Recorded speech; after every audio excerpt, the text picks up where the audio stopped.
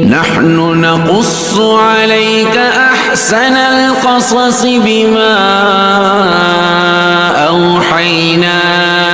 إليك هذا القرآن. بسم الله الرحمن الرحیم. یو ملګری تاسو کړو چې ولیما په شریعت مطهره کې څه حکم لري او یو انسان د بیوسۍ په وجه باندې ولیمه ونکي نو آیا شرعاً دا گناهګار دی او کنه دی؟ فقها فرمای وولیمة العرس سنة وفيها مثوبة عظيمة وهي إذا بنى الرجل بامرأته ينبغي أن يدعو الجيران والأقرباء والأصدقاء ويصبح لهم ويصنع لهم طعاما. دا حضور صلی الله علیه وسلم نا قولا هم اور عملا هم ولیمه ثابت ده. دې وجنا فقها فرمای چې ولیمه یو سنت عمل دی او په دې ولیمه باندې ولیمه کوونکو خلکو ته الله اجر ورکوي او د ولیمه خوراک هغه خوراک ته وای چې کله انسان جنج وروړي او د خپلې بیبي سره خلوت نشینی اختیار کی شپه تیر کی او دا غینه پس چې کم د خاوند طرف نه د طعام انتظام شوه دی او ملمنو ته ورکول کیږي دک طعام ته ولیمه ویل کیږي. دینه معلومه دا شوه چې د جنې د طرف نه چې کم طعام ملمنو ته ورکول کیږي دغه شرعاً ولیمه نه ده، دا یو عام دعوت دی. نو کم ته چې سنت ویل شوی دی هغه ولیمه ده، هغه طعام دی چې کم د خاوند طرف نه ملمنو ته ورکړي شي د خپل بیبي سره د خلوت نشینه د اختیارولو نه پس دک ولیمه ده. نو چونکې د ولیمې دعوت چې درکړي شي نو دا دعوت قبلول خو واجب دی و اجابت الدعوه نو خامخا شرکت کول پکار دی. البته کو یو ولیمه دا سوا چې پای کې خلاف شرع کارونه شروع مثلا ډول سرنا گانا بجانا بینڈ باجے والا انتظام د اول نشوي او دا کم مدعو کم خلکو ته چې دعوت ورکړی شوی دی هغوی ته د اول نه دا معلومات وو چې هلته خلاف شرع کارونه شروع دي،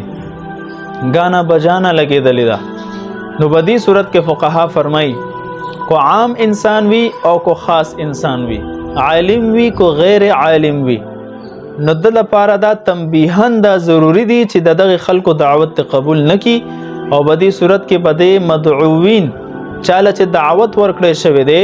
هغوی باندې دغه خلکو دعوت قبلول واجب هم نه دي، تنبیهاً به ورله نه ځي چې هغوی ته د خپلې غلطۍ احساس وشي چې او موږ یو خلاف شرع عمل کړی دی. البته کو یو انسان ته معلومات نو داولنا او دا لاړو دعوت قبول کو الته وته پته ولګېده چې دلته خو غانا بجانا لګېدلې ده، ډول سرنا انتظام شوی دی. نو اوس فقها فرمای خدا یو عالم وی مقتدا وی په خپل قوم کې یو عزتمن اور محترم انسان وی دغه خبره منل کیږي نو په دې صورت کې به اول دعوت ورکی کو منا شو نو ډیره بهتره ده او کو منا نشو نو فوراً به دغه عالم او مقتدا اور پیشوا انسان د اک زین لاړ شي کوچ پو کی تنبیهاً بلاړ شي چې هغوی ته د خپلې غلطۍ احساس وشي. او کنه یو عام انسان وي چې الته لاړ شي او بیا ورته پته ولګېده چې ګانا بجانا شروع ده نو هغه دپاره د ناستې گنجایش ته او کو چرته دا ګانا بجانا د خوراک به دې ځای کې لګېدلي لکه نن سبا شادي حالونو کې روټۍ هم شروع وي او ګانا بجانا هم شروع وي نو په دې صورت کې عام وي اور کو خاص وي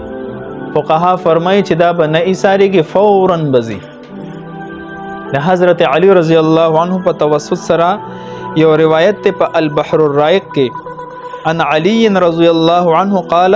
صنعت للنبي صلى الله عليه وسلم طعاما فدعوته له فحضر فرأى في البيت تصاوير فرجع. ما د حضور صلی الله علیه وسلم د پاره طعام تیار کړو بیا مې دعوت ورکړو نبی علیہ الصلوۃ والسلام تشریف وروړو چې وې قتل پاغه کور کې تصویران لګېدلیو چې نبی علیہ السلام تصویران ولیدل فرجع فوراً واپس خلاف شرع کاری ولیدو فوراً واپس نو داسې یو مقتدا او پیشوا انسان د پاره چې کله داسې دعوت لاړ شي الته خلاف شرع امور سره انجام کیږي نو ابا فورا د دعوت نفس کو اغوی من نه شنو فورا به واپس کیږي. والسلام.